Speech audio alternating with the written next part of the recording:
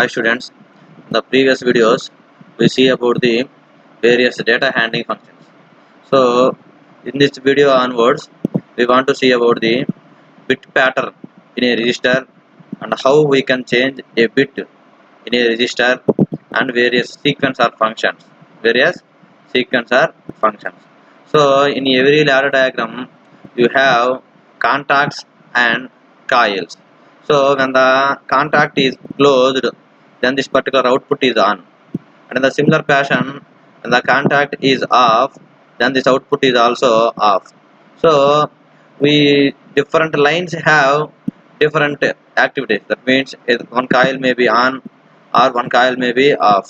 So we have to mention the all the states of the all the outputs. Then at that case we can represent the states of those output coils with the help of a register. So that the pattern can be represented in this manner. So here the following diagram represents the a 16-bit register. So in this register we have 16 slots.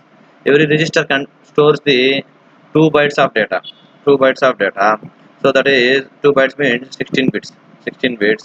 So here 1 means that particular output is on and 0 means that particular output is off. So like that in every register we can store the in every register we can store the 16 output devices information. So next one is changing a register bit status. Changing a register bit status. So in the register itself we can change the bit status of the PLC output. So normally we can have the three methods to change. So what are the three methods to change? BitSet function and bit clear function and bit follow function. So first of all, what is the BitSet function? So what is the BitSet function means? If you include the one line in the program like this manner, then whatever the output present there, then we can clear that particular register location. That means here we have 004 location. That means 1 2 3 4 fourth location. So in that fourth location bit set means by activating this line, by activating this line, when this contact is on, initiating contact is on, that means IN0063 is on, then this output will be set. This output will be set. If in the previously it will be set, then that can't do anything, that will be set itself. But if the previous output state is 0, that means off position, then by activating this bitset function we can make that 0 as 1. So if you want to make this 0 as 1, we can use the bitset function. So in the similar fashion we have bit clear function. So bit clear function also works in the same manner. That means when the IN0064 is on, then the bit clear function will be activated. So if already that output is 0, then that can't do anything, that will be put that 0 as it is. But if that output is 1, then that bit clear function makes that 1 as 0, makes that 1 as 0. And next bit follow function.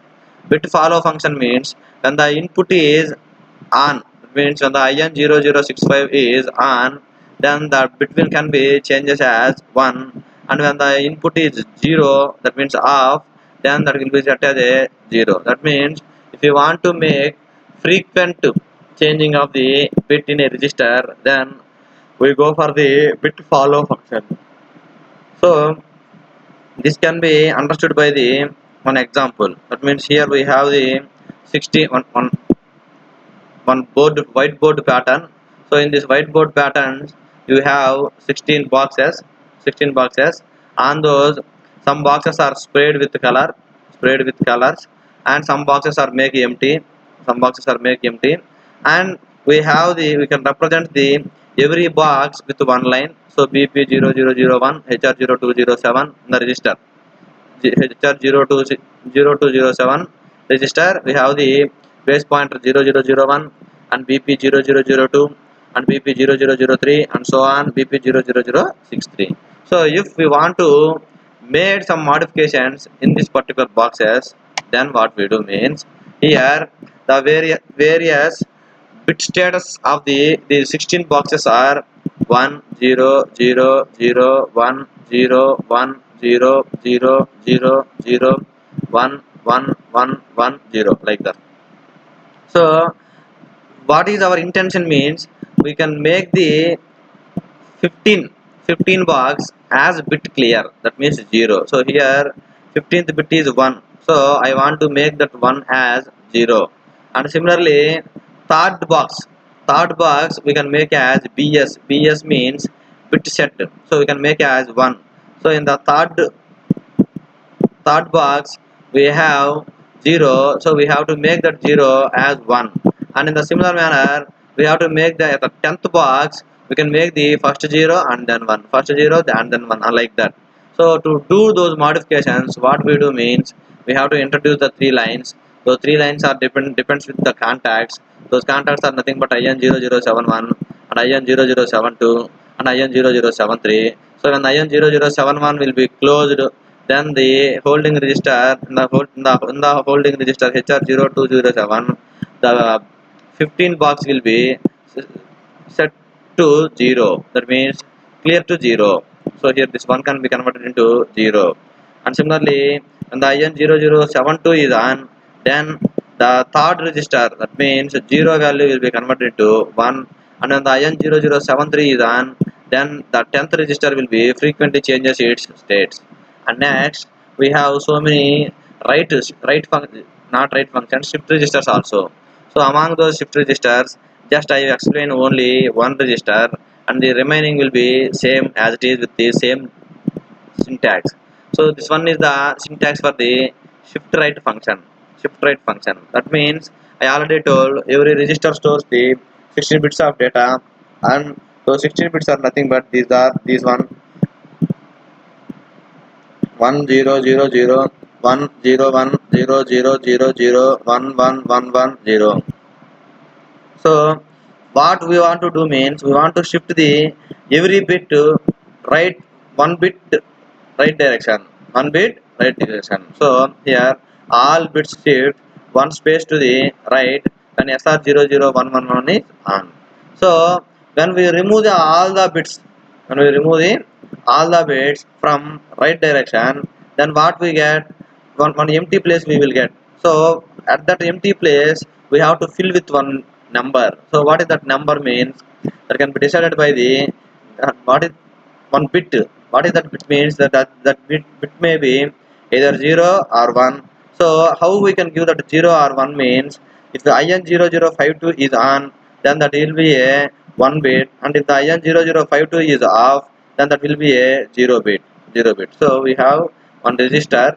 That register is nothing but HR0207. And how many number of registers we can indicate here? Only one register only. So here we can change the how many shifts, only single shift. So we can activate the IN005 on one time. So if you want to make the continuous shifting, we have to increase the continuously make it on or off of the IN0051, and which value we have to insert at the empty one means it will be decided by the IN0052. That means if the IN0052 is closed, then the given bit is 1, and if IN0052 is off or open, then the given bit is 0. And when the complete transaction of this shift right function is completed, then the output coil SR0111 will be on. SR0111 will be on. So this is about the shift right function. Like this we have the shift left function and shift rotate function and shift rotate left function and shift rotate right function. For all these functions the syntax is same. The syntax is same. By observing this output, SR represents the shift right, and if we make it SL, then that will be a shift left function. And next, light pattern and a sequence. That means how we can perform a sequence of operations by using the PLC. So here we discussed about the nearly 5 sequences. So what are those 5 sequences means? In the first sequence, lamp A will be off and lamp B will be on and lamp C will be on. And in the second sequence, lamp A will be on and lamp B will be off and lamp C will be on. And in the third sequence, the lamp A will be off and lamp B will be on and lamp C will be off. and in the fourth sequence lamp A will be on and lamp B, lamp C will be off, and in the fifth sequence lamp A, lamp B, lamp C will be on. So these are the sequences, and how we can make these sequences. How lamp A will be on means we can close the A switch. So in the first sequence lamp A will be off, so we can open the switch, and B and C are on, so we can close the switches, and like that in the second sequence lamp B only off, so we can go for the lamp B only off. So like this we have to provide this one. So but instead of making this one, we can have one function. That function is nothing but PLC sequencer function. What we do by using the PLC sequencer function means a set of sequences will be continuously executed by using the function itself. So this is the syntax for the PLC sequencer function. So here we have the one step circuit, and in order to make the reset we have the reset circuit, and in order to make the enable we have the enable circuit. So number of steps means 11. So how many number of steps are there, that many times of IN001 will be on, and this one is the holding register value, starting register so in the number of steps 19 means every sequence will be stored in one register. So we have starting register is HR101, then we may have the plus 11, that means HR 101 means 112 steps, like that you have. And similarly the destination register, this total sequence will be run on one register. That register is called as the destination register. So that destination register here we consider as OG002, and in the middle of the operation, suppose if you want to know the at what step we have, then we have to seen by the this step pointer, that is HR100. After completion of the 11 steps, then this output will be on. This controller is also, the sequencer function is also called as the drum controller. Drum controller. So the PLC sequencer function for the given pattern for the right sequence is this one. So in the previous section we have 16 sequences. So every address, so 5 sequences. So we can represent the steps as 5, and the starting register is 601, and the destination register is at anywhere we want. So OG001, and the step pointer we consider as 600 location.